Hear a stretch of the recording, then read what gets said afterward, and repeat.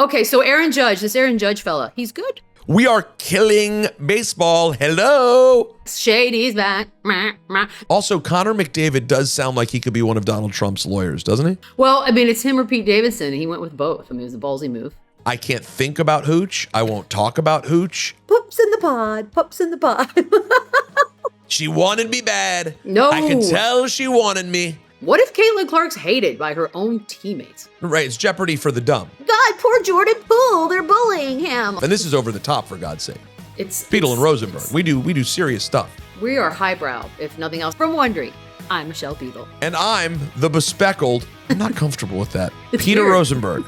Yeah, It's weird, but it's proper. This is Over the Top.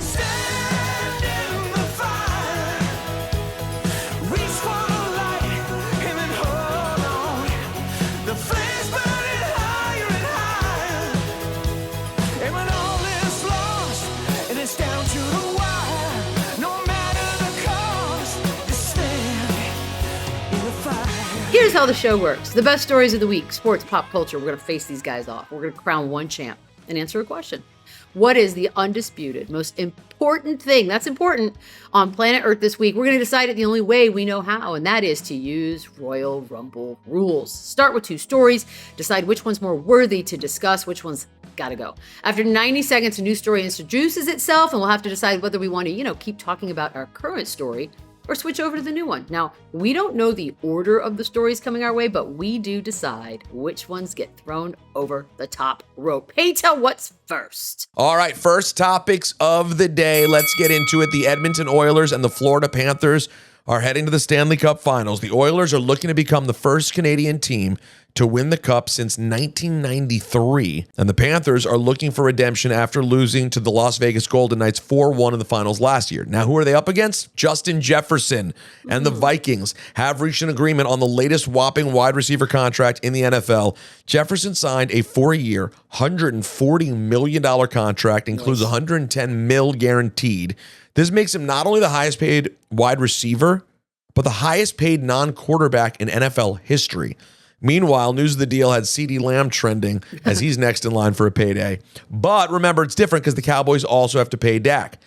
Do we want to talk about the Stanley Cup Finals being set, Edmonton and Florida, or the ramification of Justin Jefferson's mega deal? So I'm torn here because, you and I both do 3 hours of sports radio every single day. And when contract news breaks, it doesn't get any kind of emotional reaction out of me. It's like, cool, okay. Let me know when the next one is. I know, but the problem is this. But what emotions do you have about Edmonton and Florida in the Stanley Cup Final? The travel alone, Peter, is horrific. Edmonton down to Florida. You know what? I think you made a decision for us. Who cares about the ramifications for CeeDee Lamb or Tyreek Hill? Yeah, we're not wide receivers. It makes no difference to us. No. And also, we don't even know what CeeDee Lamb's going to get. We would just be speculating anyways. And who wants to hear any of that? Especially after how many times we've said be speckled already. So over the top you go, Justin Jefferson. Let's try our best to break down a Connor McDavid, Edmonton Oiler, Florida Panther Stanley Cup Final. Obviously, you and I are a bit checked out after the Rangers were eliminated. Yeah, I tried to do as many live game parlay or live game betting I could to try to get the team back up, but in the end it wasn't enough. And so we get a Florida Edmonton situation. I don't know. I think I can get myself excited for it. Want to know why? Because A, it is exciting. B, the Connor McDavid story. The biggest, easiest comparison that I've heard that made sense to me, and now it no longer can, would have been the Mike Trout situation. The best that no one ever sees. The best that never makes it to the big show. And now he has made it to the big show. And it's taken 9 seasons to get there. So no way. It's been already 9 seasons? 9. That's what I said. I feel like it was only yesterday where I heard about this young pup named Connor McDavid coming on up. It's been 9 seasons. Me too. What the hell happened? I don't like it. Wow. I know. That's really, honestly, I thought earlier today, it's probably been like 5 years for Connor McDavid. No. Wow. That's crazy. You know what? That is an interesting story. I mean, you could argue that he just had, by the way, his game-winning goal, which you could say was sort of his marquee moment 9 years in. And that may be the play that a lot of casuals are like seeing for the first time and being like, oh, wow, this Connor McDavid guy is like special. You're talking about an in the ilk of the all-time greats. So that is also Connor McDavid does sound like he could be one of Donald Trump's lawyers, doesn't he? The Connor McDavid. He sounds like I always want to say Connor McGregor. Well, hold on, correction. I don't ever want to say Connor McGregor, but when my mouth starts to say Connor McDavid, it's like my Google brain starts to type out the other one. And I don't like that. No, we're not talking about Conor McGregor. But weirdly enough, we are talking about some contact sportage because as a result of Mike Tyson's medical emergency last week, the mega fight, the one between he and Jake Paul, it's off. According to Netflix, Tyson's health concern limited his ability to train fully for the next few weeks. Now, a new date has not been announced. It is expected to take place near the end of 2024. Jake Paul took to social media to propose a fight between him and who is this? KSI? Am I saying that wrong every time? It sounds stupid. It's KSI. His coach is saying he's over 200 pounds right now. Squeeze me. No weight excuses. We're going to run it for July 20th, and then you can have Paul Tyson in October or November. Well, unfortunately, KSI's got a fight scheduled already for August. But you know what? Just do both. I mean, just a quick turnaround. It's a big cash grab. How hard can it be? You're just going to get pummeled either way in the face and stuff. So this one's rigged. Anyways, do you want to continue talking about the hockey Stanley Cup final or switch to the news that had us all saying, oh? I say we switch over to Tyson Paul. I mean, don't get me wrong. I think we did Connor McDavid justice, but I also think you and I are getting a little bit beyond our skis to pretend like we have that much in the tank for Oilers Panthers. Also, you know what? We run the risk of being classified as a hockey podcast if we give too much of our expertise away on the sport. Well, you know what happens if you talk too much hockey? All the hockey fans complain that you don't talk enough about hockey, or you're talking about hockey wrong. So, wow, it sounds like a lot. It sounds like WNBA, horse racing, you name it. So, yeah, and I'm sure we'll get to some of those things later in the show. So let's get the Stanley Cup over the top and talk about Mike Tyson and Jake Paul, which I was very bummed out about to see that it's getting moved because I was excited for July 20th. Same. I do think it's going to be a true spectacle, just to say spec one more time on the show. But I mean, listen, this is not the first time that a hyped fight has been delayed because of a health thing. Of course, in Mike's case, it's an ulcer, and all it means is apparently he has to cut back his training a bit and get healthy. But the question for me is when it will happen, because now they're saying later this year. Like November, but no fight December. gets. It has to be, right? Because no fight gets delayed for like 6 weeks. It's too risky. So it's minimum 2 to 3 months. Right. So I'm randomly predicting with zero information, like the weekend before Thanksgiving. Oh, you're going on the earlier side of the possibility. Okay. I think you don't want to get into Christmas Football? time. What about a New you're Year's in football Eve either fight? way, but Like a New Year's Eve spectacle. Well, hold on. What day of the week does New Year's Eve fall in? That's too much math. Let me find out. Do you have a calendar? Hey Siri, what day is New Year's Eve 2024? Who uses Siri? New Year's Eve is on Tuesday, December 31st, 2024. Not ideal. I mean, listen, you could still do it on a Tuesday. You could. We're all off. I mean, everybody, we're not, but most people are like on a holiday during that period. Dude, think about the number you do, though. You would crush, all due respect to Andy Cohen and Anderson Cooper. I mean, that number would crush. And I would be stoked because I hate going out on New Year's Eve. It's amateur night. I don't. And so I will be home and I will want something to watch. So, and these fights always start late anyway. So why not? Let's give it a thought. All right. We'll discuss it. Up next, Aaron Judge had a record-breaking month of May. The Yankee slugger hit 14 home runs, 12 doubles, and drove in 27 runs. Along the way, Judge hit 26 extra base hits, which broke the Yankees franchise record of 25, previously shared by two guys, you may have heard of them, Babe Ruth and Lou Gehrig. I think even though I love the Tyson Paul fight and I'm into it, it got delayed. Over the top you go. We got to break down Aaron Judge's May, don't we? Yeah, we do. But also the ulcer thing, that's crazy that they're that bad. Like I've learned a lot about ulcers in the last week or so. Did not know they could have this kind of an effect on a human being. So a lot of milk. I think you got to drink milk when you have ulcers, right? Mm-hmm.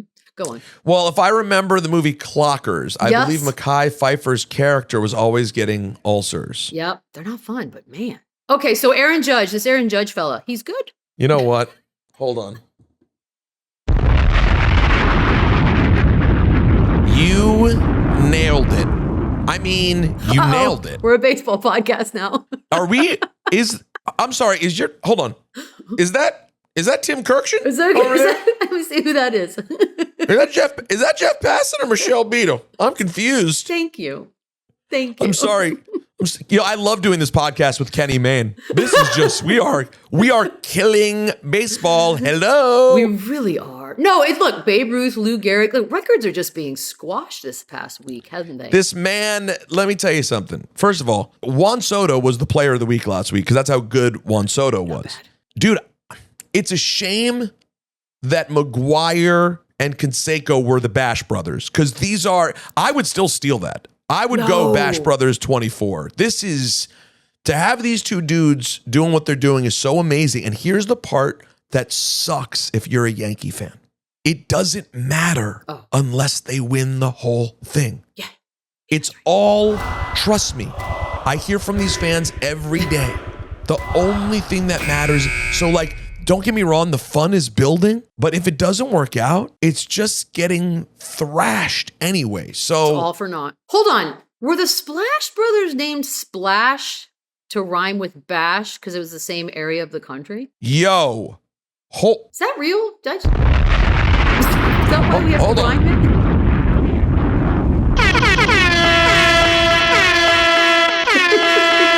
Did you just blow my mind? Wait, is that why?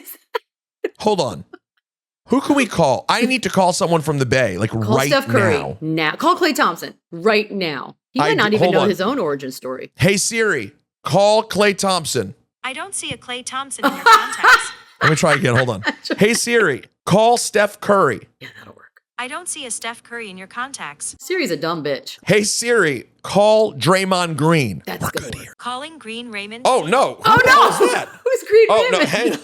I don't know what to call. That's very strange. I don't know. Anyways, you just blew my friggin' mind, Beadle. So then do we have to rhyme it with them if it's New York? Or can we come up with something totally different? Smash Brothers. Although that has another connotation. Oh, well, let's work on this. All right, let's workshop it a bit and circle back around. We're going to circle back around. Up next, Shady's back. This weekend, Eminem released Houdini, first single off his upcoming album, The Death of Slim Shady Coup de Grace.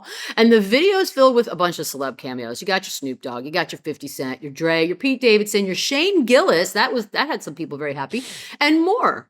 Some fans also think that he disses Megan Thee Stallion with the line, "If I was to ask for Megan Thee Stallion if she would collab with me, would I really have a shot at a feat?" I say words sometimes. I don't know what I'm saying, Peter. Do we want to continue talking about that the Yankees are good or Eminem's back? I love Eminem. Big Marshall Mathers fan. Okay. I am not generally a fan of Eminem first singles. They are real Slim Shady, Without Me, all the big up-tempo, over-the-top, Hi, My Name Is, all the big Eminem first singles that are overly pop are not for me. Interesting. So I'm kind of good. And I didn't care that Shane Gillis, one thing I never thought was can I get Shane Gillis in a rap video? I never had that thought ever. Well, I mean, it's him or Pete Davidson. He went with both. I mean, it was a ballsy move. The only choices you had. You knew you had to shoot. I would say toss Shady over the top and continue on with this greatness. But but honestly, I'm open to your thoughts. I just don't know anybody uses the word feat, F-E-A-T, in normal everyday conversation. So that got So me. you're calling nonsense on the the wordplay. What a feat. I'm going to finish a big meal tonight, and I'm going to look at myself and I'm going to say, "You've accomplished a feat here, Michelle Beadle. You've accomplished a feat." That does sound So good. you're going over the top also? Yeah, over the top. I right. go to you for my rap music expertise. If you want anything on Def Leppard, I'm your girl. Anyways, we're staying with Aaron Judge. Even if baseball is not your thing right now, I take a moment because these guys are friggin' awesome. It really is special to watch. They're actually fun. They're the old Yankees where it's such stiff and business as usual and there's my attaché case. No, they don't feel like that. It's different. That is probably the best way to look at this Yankee team. They have a little bit of character, and the Yankees are just generally so buttoned up, and this team is pretty fun. So enjoy yourself. We might see facial hair in our lifetimes on the Yankees, Rosenberg. I don't know. Now you're being crazy. We might. Facial hair on the Yankees. They're better than that. This is wild. Last week, the Bills signed former NCAA wrestling champion, Olympic gold medalist, and highly touted WWE trainee, Gable Steveson. as an undrafted free agent to try his hand at defensive tackle. Get this, with no football experience. None? Stevenson said he's looking forward to the challenge of seeing how many wrestling skills may translate to football. Do you want to keep talking about the crash dash bruvs? Crash. Or move on to the Bills signing someone who's never played football? Well, I kind of love this. Yeah, you know what, Yankees? We've got an entire season, a whole summer, if you will, to talk about you. So please, by all means, keep crushing. We will come up with a great nickname. The Crush Brothers. Crush Brubs. The Crush Crew. Crush Crew. That could be something. Over the top you go. We'll keep working on it. Okay, yeah, we're gonna work on this. No football experience, as in, has he ever picked up a football? Has he? No, Beadle. He had never even heard of football. They had to explain. He was like, wait, how many downs? They had to. What is a down? What's it called? Ball feet? I've never heard of such a thing. I mean, we've seen them do this. They brought a rugby dude over. We've seen wasn't there a lacrosse guy? I think from somewhere that came over. I mean, both of those feel much closer than amateur wrestler than not playing anything at all. Yeah, I would say yes. Look, I mean, it's his body. For my money, this should be being televised somehow. This should be Hard Knocks by itself. Just watching this guy out there doing whatever it is he's going to be doing, drills and, just learning an entire sport in a matter of weeks. This should be fine. It should be fine. Do you know, but it's funny. So many football players have become pro wrestlers. This is the reverse, and I have no clue if this is possible. You know what? I'm interested in it. I will keep up with it. When inevitably the ticker says former WWE guy has to pull out a football because it wasn't for him, it'll be sad, but it also could maybe be a Hollywood ending to a movie. And it turns out this was his calling and he just got a late start. How big is this dude? I'm assuming huge. He's like 6'1" or 6'2", 275 or something. But I will say, I talked to him at WrestleMania and had a nice conversation with him. He doesn't come across as gigantic. I will say that. He considering he'll be blocked by Trent Williams, people of that size, he doesn't seem that huge to me. No. But who knows, man? He's a gold medalist. He's a stud athlete, so who knows? So the mental's there. Let's see if the rest can do it. That's my assessment. That's right. We're halfway through the show right now. You made that up, but I like it. I totally did. The most important topic of the day. He reminds me of, he's the Northwest of the NFL, taking jobs from someone who's been training their entire lives. We'll be right back.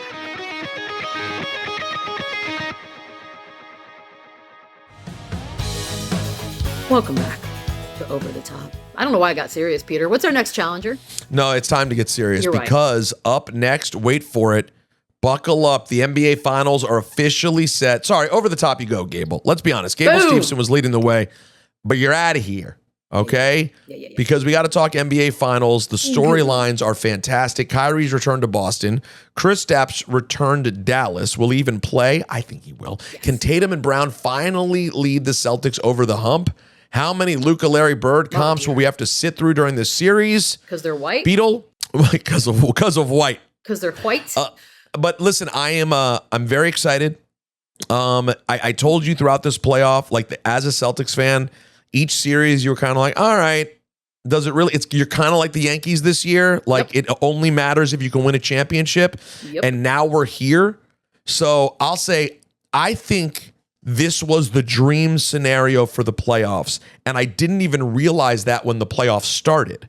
But now you mean the Mavs? Yes. Wow. I now think when you look at it, short of it somehow being, the Lakers would have won, short of Lakers Celtics, which is always sexy. I think this is, Beadle, you can roll your eyes, but you know what I'm saying. It would have been Lakers Celtics this is with much more fun. I'm more excited about this.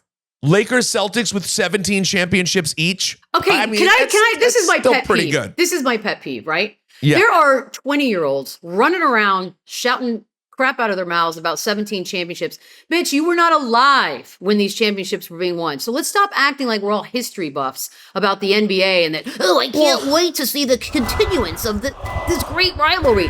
It's not that rivalry anymore. I don't even think these two teams care. Do they?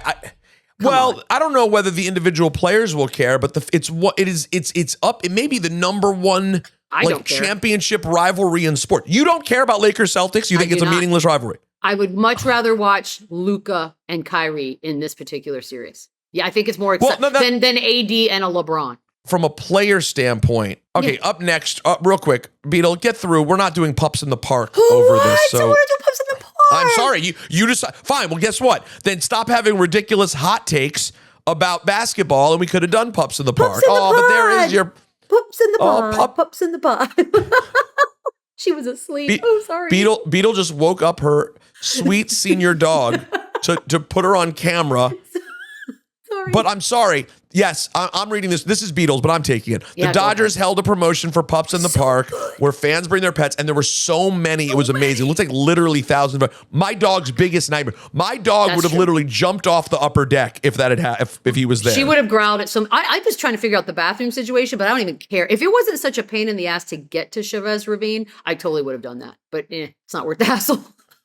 But no, we're not going to talk about, unfortunately, pups at the park because Beadle wanted to drop her haymaker that no one cares about Lakers Celtics. Now, I think that's a ridiculous take, but I do respect your interest in seeing Kyrie and Luka versus the Celtics more because that is the point I was originally trying to get to.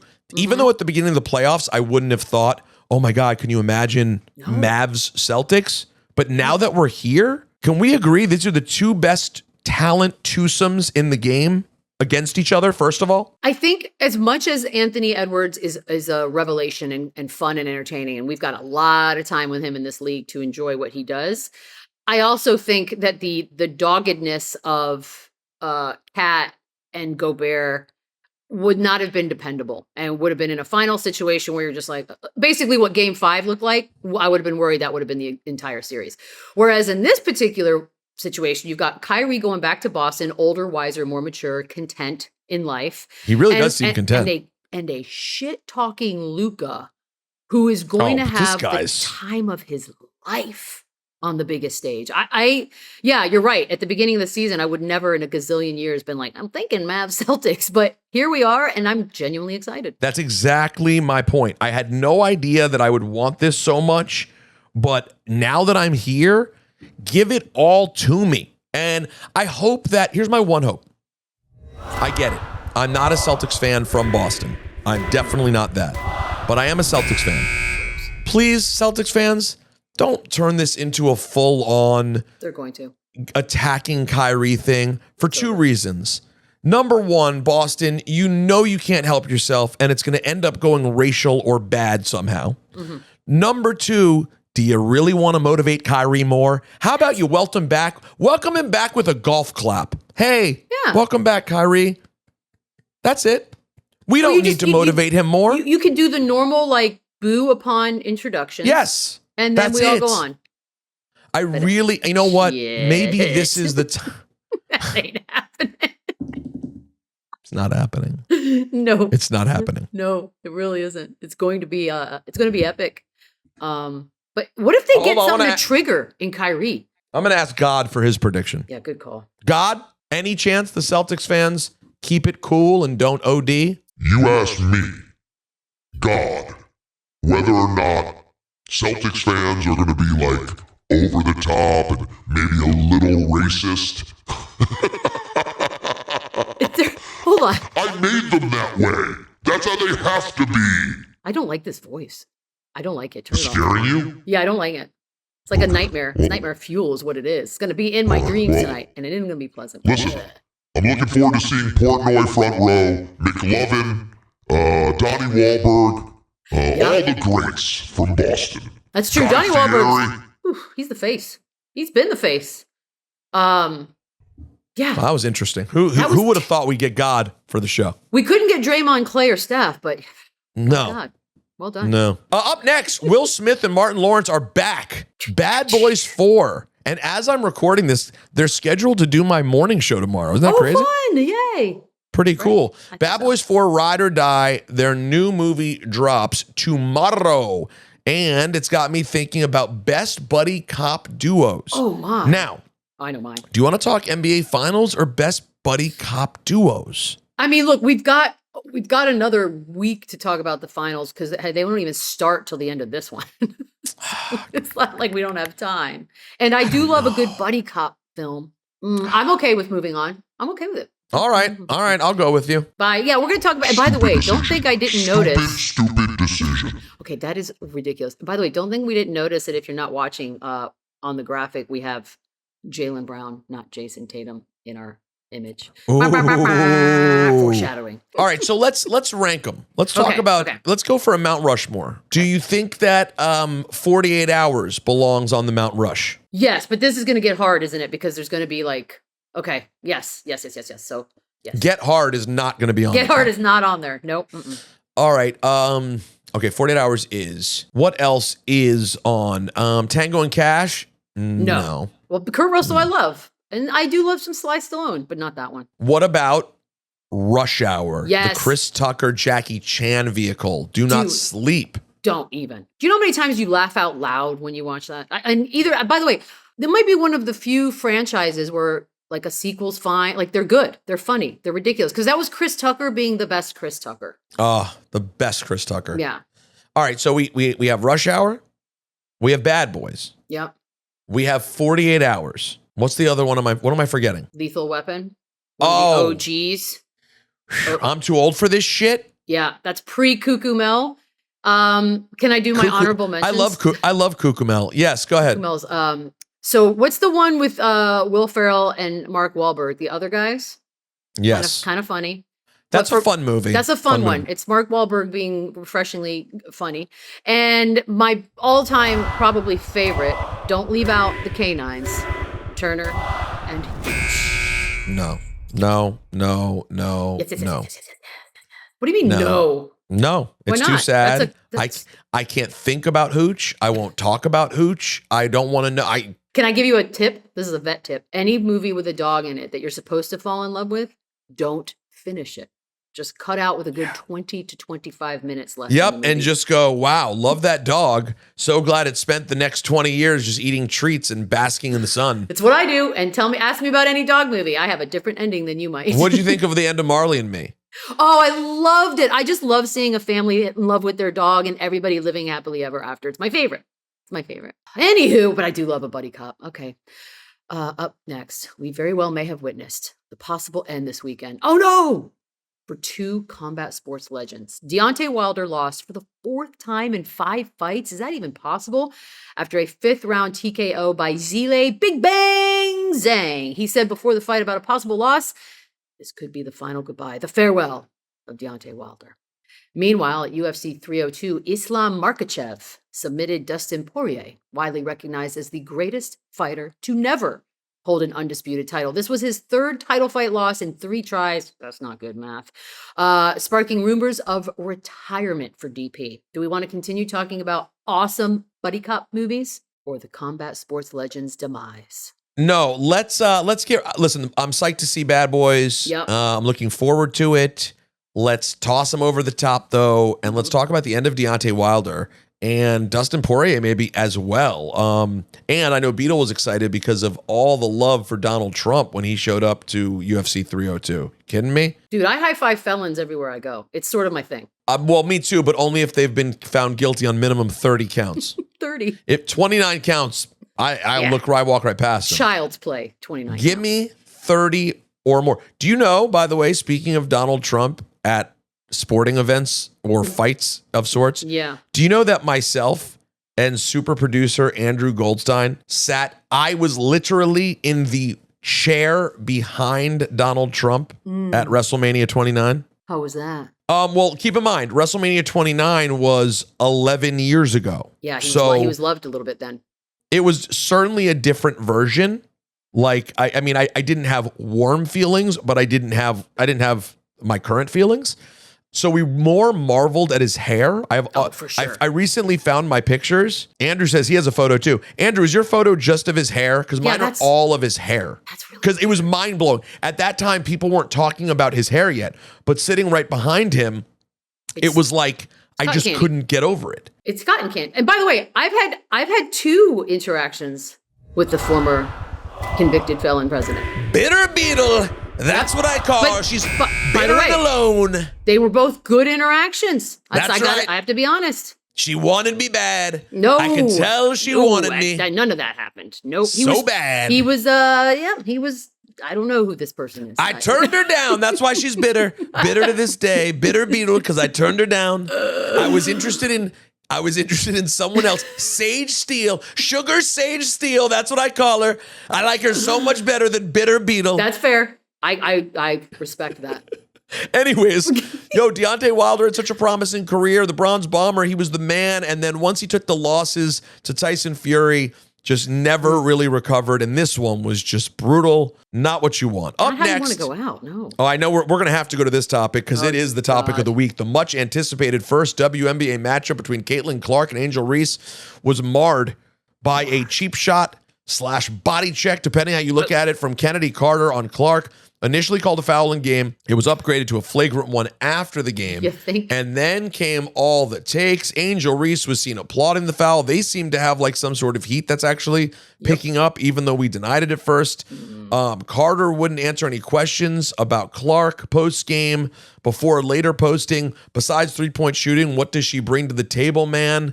Draymond Green weighed in, tweeting, Indiana better go invest in an enforcer fast. Matt Barnes said, where the fuck are her teammates? Stephen A. came out on Monday and said, black WNBA players are jealous of Caitlin Clark. Then he got roasted by my buddy Monica McNutt. She rocks. Then Pat McAfee decided to open his show with a 10-minute PowerPoint on why Caitlin Clark is the only superstar in this year's WNBA rookie class, and punctuated his point by calling Clark a cash cow and the one white bitch who is a superstar.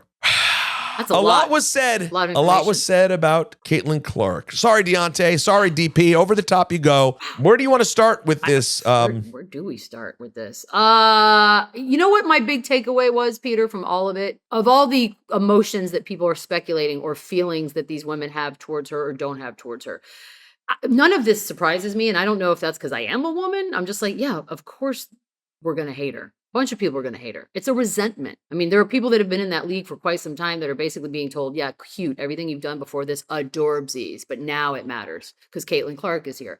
And like, you can give as much validity or reality to all of that as you want, but there are women's egos involved here. And they're no different than any other professional athlete walking the planet. So I don't know why we're shocked.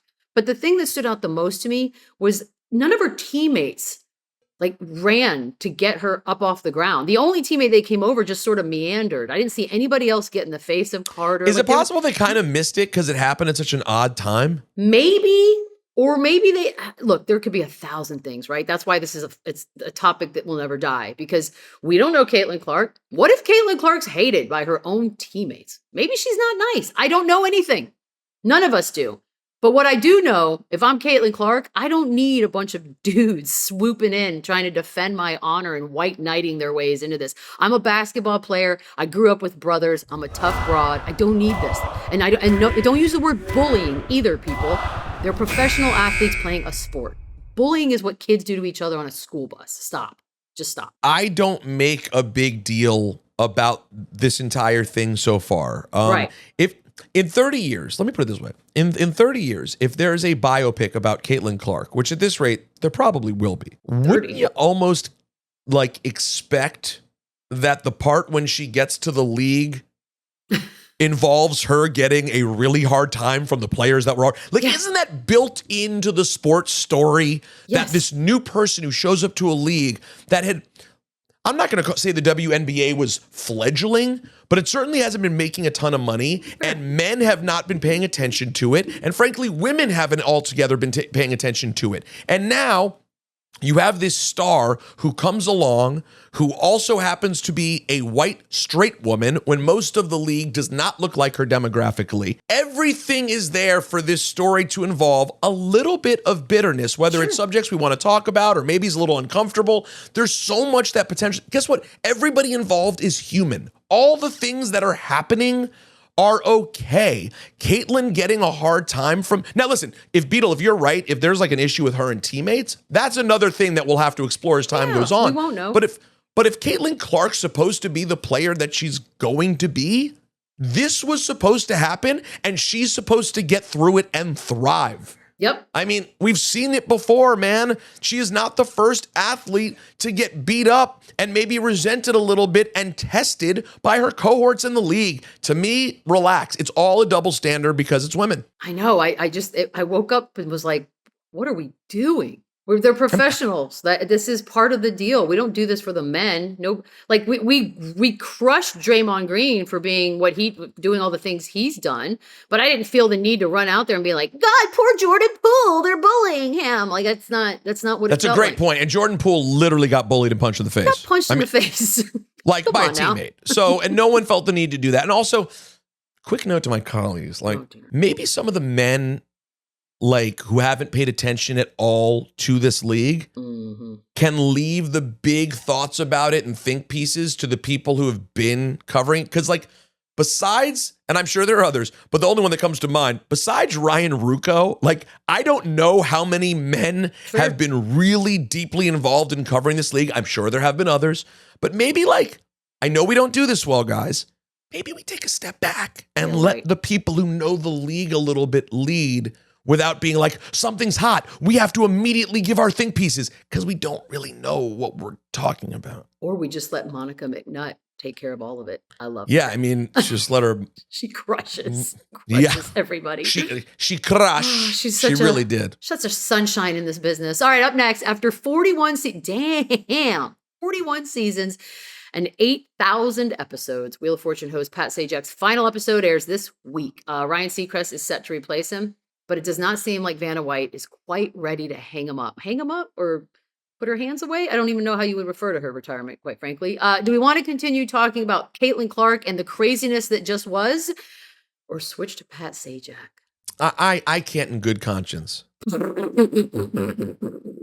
With this show that we care about so deeply, a format that we take very seriously, I cannot pretend that in our world, Wheel of Fortune's a bigger deal than the Caitlin Clark of it all. We can't do it. And by the way, I just was never into like Wheel of Fortune. I mean, it's the dumber of the two. It's the dumb show. So you could actually think about being on that one. Yeah. Right. It's Jeopardy for the dumb. Yeah. You're like, oh, I can crush Wheel of Fortune. Yeah. That's like the only thing that would be lower on the totem pole intellectually than Wheel of Fortune is like a coloring book game show. Yeah. Like, can you color between the lines? Like this is not high-end stuff. And this is over the top, for God's sake. It's Beadle and Rosenberg. We do serious stuff. We are highbrow, if nothing else. By the way, I will say this. I'm 48, and he's been doing that job for 41 years. Like, that is impressive. That's a good amount of money that's been made. Well done, sir. Over the top you go, Sajak.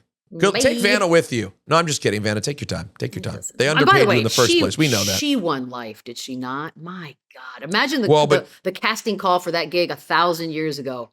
Still going. Millions of dollars. Although she was underpaid, you've heard those stories. Yeah, of course she was. But I've had boobs my whole life, Peter. I understand she was underpaid. Thank you for pointing it out. But at the same time, the pay that she got for flipping the letters was solid.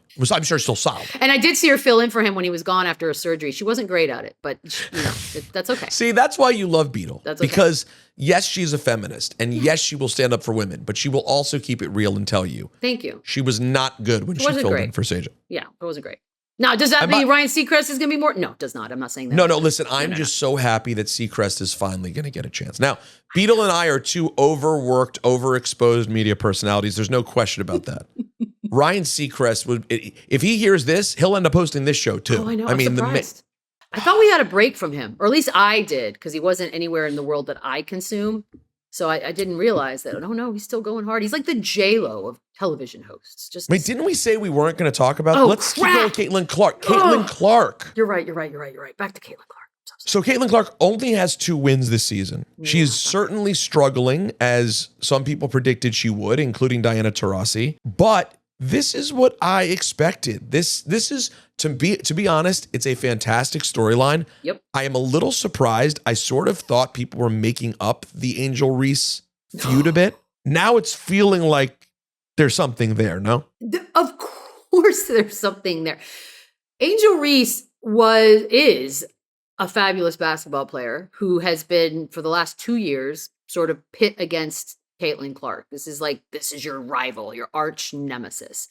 And there's egos involved. Again, just because we're women doesn't mean we don't have hella egos as well. And if you're going to sit there and tell me, I think I'm the best player, and you keep telling me that this chick is the best player, you're going to piss me off. And that's what we're seeing. And now they're pros and they're making money and things are happening. And it's going to be great for the league for years and years to come. You got Angel Reese out there telling everybody, we're not just watching WNBA for one person, we're also watching it for her. Like, the egos are there, man. And that's why we love professional sports. Like, this is what I want from all my sports, men and women. No, I hear you, Beadle. But I think when the ladies play sports, they should just all be friendly. Maybe maybe cook together or knit after the game ends. Do you know like what I they mean? bring cookies, like they bake cookies for the other team, like when you're hosting. Yeah. I love this for them. They should be friends. Listen, they're both off to a pretty good start and also a not great start. Kind of what you expected, but they're right on the exact same trajectory. All right? You know what that means, Beadle? Yes. Do you have any idea? Yes. Say it. Why are you going full Marv Albert? Yes. Say it. Yes. Also a pug person, by the way. Little known. Is that true? Yep. Has pugs. Wow. You and Marv have always shared interests. That's 90 seconds, which means we've come to a decision. The new, undisputed, most important thing on planet Earth this week is Caitlin Clark and the backlash that surrounds her. Escalating. I have a hunch we'll be talking about this all summer long, baby.